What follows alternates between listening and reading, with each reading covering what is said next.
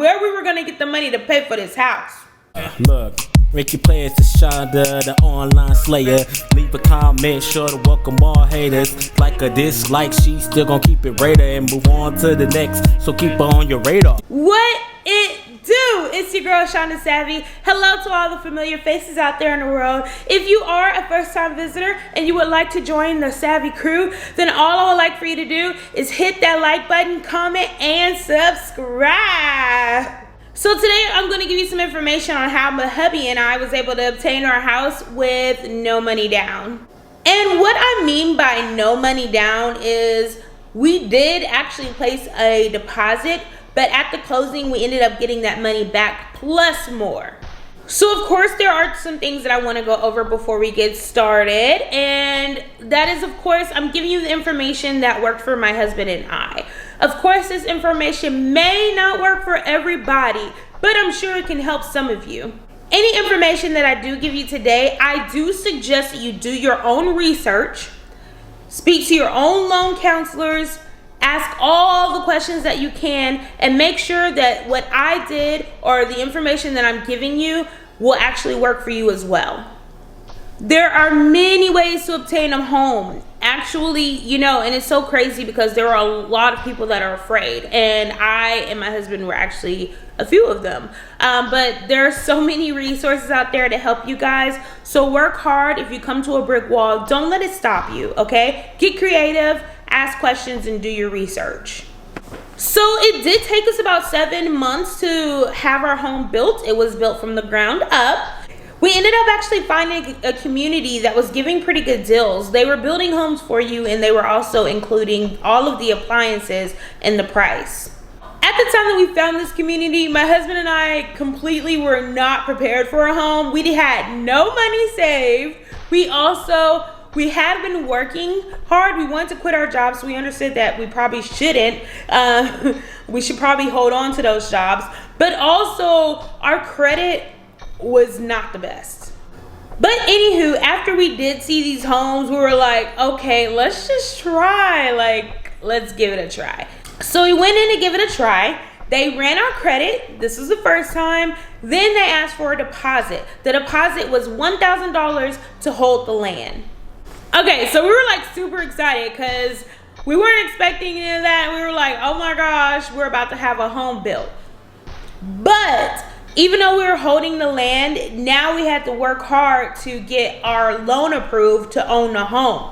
So since we really didn't have the best of credit, well, okay, my credit really wasn't the best. I had a bunch of school loans on there and everything. My husband didn't really have any credit. So it was kind of like two different obstacles we were obtaining, but we worked through that, and I'll let you guys know exactly how you can too. What's important for you to understand while I'm speaking on this journey is that I and my husband are first-time homeowners. So most of these programs that I'm going to list out for you will be very beneficial to you if you are also going to be a first-time homeowner. I don't know if I mentioned this, but I do have my handy dandy notebook. So if you see me looking down, I don't want to miss a beat. I want to make sure to give you all the tea. So just bear with me, okay? The good thing about us choosing a home that was going to be built, since we really didn't have the greatest of credit, and since we had not saved any money, that was going to give us enough time to be able to find money, find resources, build our credit. That way we can be approved for the loan. The loan, when you go through your mortgage loan company, there are a lot of steps. I don't know how that's going to be for everybody, but for us, there were a lot of steps that we had to take, which do take time, that the company will take you through in order for you to be approved. You don't technically get approved until, they don't check your last approval date until around the time that you're about to be closing on your home. So to go through these steps, the first thing we did was have our credit checked by the loan company. And then they gave us the okay to be able to start working on our credit, building our credit, and be prepared. And then the next thing we did was put $1,000 down to hold the land. After that was we joined the home buyers education course. Now this course, some of the home loan companies may require for you to do, Basically what it does is it's a pre-purchase counseling. It really kind of brings some light on how to be a homeowner and kind of prepares you for some challenges that you may run into while owning your home. So by now we have a loan officer that's going to be taking us through this process. And so this loan officer is going to give you some real strict rules. And just to let you know the rules that we had, some of them, it was no big purchases, pay off your debt, like your credit cards, things in collection. I want to say like there were some medical bills, but they were saying like they don't necessarily look at that. Do your own research before you just take my word for it. But I didn't really pay attention to the medical bills. I didn't really have many at all. But anyways, but if you do pay some of those bills off, it does help your credit. So just make sure you do research on how to boost your credit. And even with the credit cards that we did already have, we were told to use it, but to keep it really low. So what we would do is we would keep it low, but we would continue to use it and then pay it off super early, or pay it off twice in one bill cycle. That way it really kind of helped to really super boost our credit scores. I did have some items in collection, I'm not gonna lie to you, and those items in collection, I basically like disputed them. I called to settle them. It's not hard to settle, guys. All you gotta do is really be strong. Have a price already in your head that you're willing to pay. Call them and tell them that's exactly what you want to do. And you know, if you have the money up front for it, it's even better. They'll be willing to work with you even more. When you do pay it off and you're on the phone with them, make sure that you ask them if it's going to come off your credit, because if it's not going to come off your credit, it's not going to help. You want that to be taken off your credit so your credit can be boosted. And for my husband that actually did not really have any credit, what we did is we actually opened up a card in his name and we had fun with it. We started to spend it and we did the same thing, make sure to just double pay it off. Oh my gosh, y'all. So the process was actually very exciting, very new, and also very exhausting.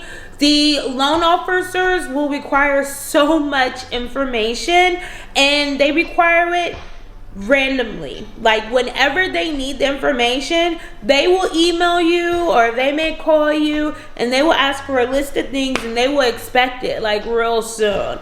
So I'm going to go over all the things that we were requested, so that way you can kind of be prepared for some things that they may ask for you.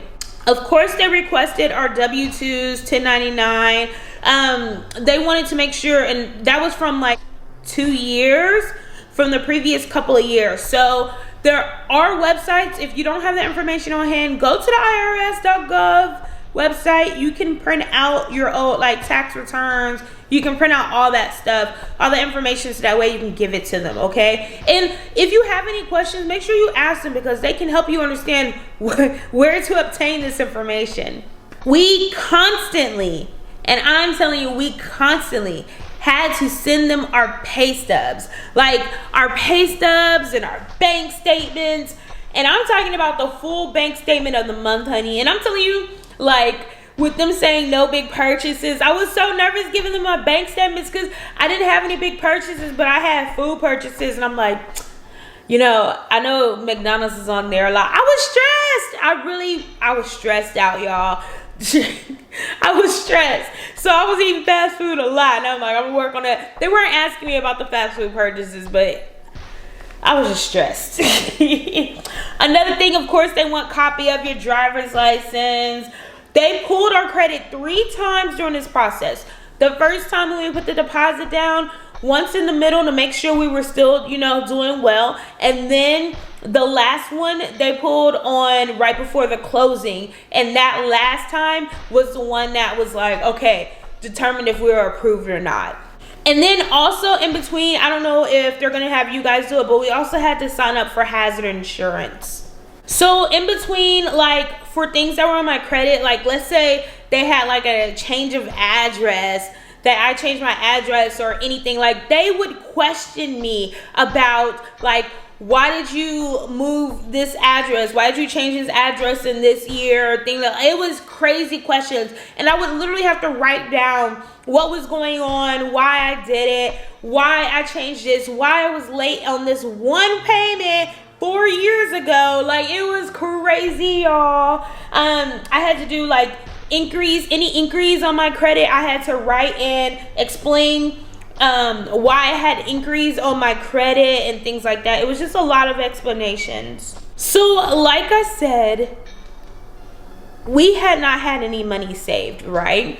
And so at the closing, we actually ended up coming up with so much money from different sources that we paid nothing for the home. We got so much money that we actually got money back at the closing. Isn't that amazing? Because some companies will require thousands of dollars at the closing, y'all. We didn't have time for that. We didn't have the money for it. We wanted to save up our money and put money on the house, have furniture, things like that after obtaining the home. So we worked really hard to find some money to pay for that closing. And these are the sources for that. At the closing, you're gonna need some money, y'all. And you usually need a lot of it. And so basically the amount needed, it will be previously discussed, so you won't be blindsided by it. But sometimes things change in between, you starting the process and ending the process. So make sure you are pretty close to your loan counselor, so that way you can be comfortable to ask questions. So if anything changes, you're very aware of it. There are so many ways to obtain the funds needed for your closing, and I'm going to give you the resources that we used. But like I said, do your own research and make sure you ask your loan officer about these resources so you can make sure they fit for you before you do them, okay? So the first thing that we did is we used HUD.gov. Now, this program costs $39. And a lot of these programs may make you pay at first, but they end up giving you money in the end. That one was $39. And I can't necessarily remember how much money they gave us, but they did give us money back. We got like a discount, good. The next one was ehomeamerica.org/FHA. I'll make sure to write all this, put it all on the screen for you. That one cost us $60, y'all. But they gave us $5,000 towards our closing fees. Hello? You want me to pay you $60, you gonna give me $5,000? Bet. Now make sure you read the fine line on all of these things. A lot of these people do have some rules, like you can't move from your home and after a certain amount of years. Like, they all may have some stipulations, so just make sure you read the fine print, people. Do your research. Another website we went to was www.HUD.gov, and that's how you can find more approved courses that could be in your area. And then also search Google, because searching Google, you can find grants for your closing fees, closing cost assistance, and how to waive your closing costs. Just do a lot of research. There's so many programs out there for y'all to join. So you can do this. Just don't be scared. You can do it. Some other ways that people actually can obtain more money is through gifts. Like, let's say that someone wants to donate some funds or things like that. They can give it to you as a gift, and you can actually use that towards your closing. So that's really good as well. Let's fast forward to the closing. The closing, like I said, those are the resources that we use to be able to find money, and all of that money came in. We ended up owing we needed over $12,000 for our closing fees. Y'all, we made so much money that at the closing, when we are the ones supposed to pay them, they gave us a check. So we got all of our money back that we put on the deposit, the $1,000 plus more. So baby, we did so good that we had money to put on furniture, to put on things that we needed for the house. Like, y'all, it was such a blessing. It was such a blessing. But yeah, so that's basically everything that happened. I hope you guys aren't really confused. I do want to let you know that one thing to remember is do not have money coming into your bank account that you can't explain anything for. Like, what I'm saying is that, like, I was also kind of side hustling and doing Uber. And so the loan officer was like, don't do Uber. Don't allow Uber's money to come into your accounts, because if we see it, we can't, it's not a reliable source of income, basically. And so if you have large amounts of money coming in from places, or just money period, be very cautious about that, because it can actually get you denied for your loan. And you don't want no problems, sis. I'm telling you, this process is so sensitive, it will frustrate you. But it is a blessing. So it just requires a lot of patience, okay? A lot of patience. Guys, that's actually it. If you guys have any questions, put them down below. I gave you pretty much all the sources that we use to obtain money to be able to get our house for free initially. Of course, we still pay mortgage. We pay mortgage now, don't get me wrong. But yeah, so also just some suggestions that I have for you guys. Like I said, get to know your loan officer, because this is the person that you're going to be really close with throughout the whole process. Please, y'all, choose a really good realtor. You can choose a really good realtor. They know this process. They can help you out. Realtors get commission for this. So that's what they're there for. They're there to assist you through this process. So use them. And please don't be afraid to ask questions. Do your research. There are going to be so many things that you're signing on that you're not going to understand what it is you're signing. And you need to Google. And sometimes Google doesn't even properly explain things, because they use like big owner home house terms. You're like, what?